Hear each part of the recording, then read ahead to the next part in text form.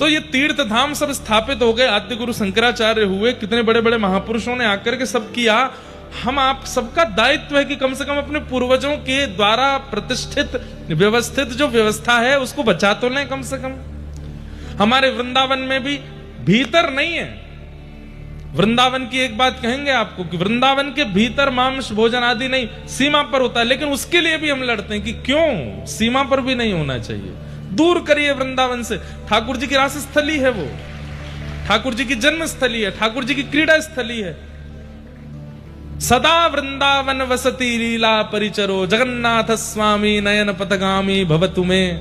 जगन्नाष्टक में भी कहते हैं कि सदा वृंदावन वसती, वृंदावन में बसते हैं जगन्नाथ जी, वहीं लीला करते हैं। इसलिए वहां पर तो ब्रजवासी मिलकर के थोड़े बहुत हट पूर्वक नहीं करने देते, पर सीमा में भी जो है उसको भी हटाने की पूरी योजना कर रहे हैं।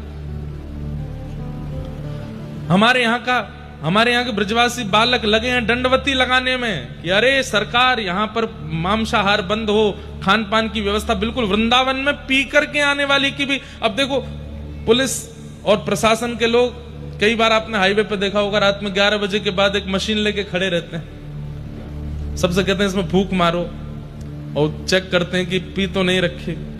प्रत्येक धाम में भी ऐसा ही होना चाहिए, बाहर से ही हर आदमी को चेक करो, पी तो नहीं रहे हैं, गलत काम तो नहीं कर रहे हैं। अरे भाई ये आपके मनोरंजन का स्थान नहीं है। मनोरंजन करना है गोवा जाइए, मनोरंजन करना है। अच्छा एक और बात, गोवा को ही क्यों कहे मनोरंजन के लिए, वो भी नहीं है मनोरंजन का स्थान।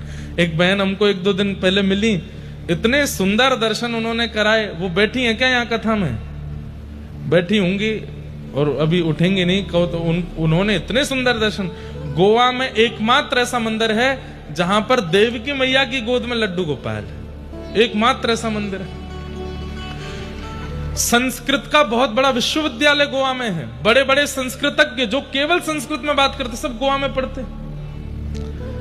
उसको भी हम लोगों ने पर्यटन स्थल बना दिया। वास्तव में देखा जाए तो भारत में पर्यटन स्थल है ही नहीं, भारत में सब धार्मिक स्थल है।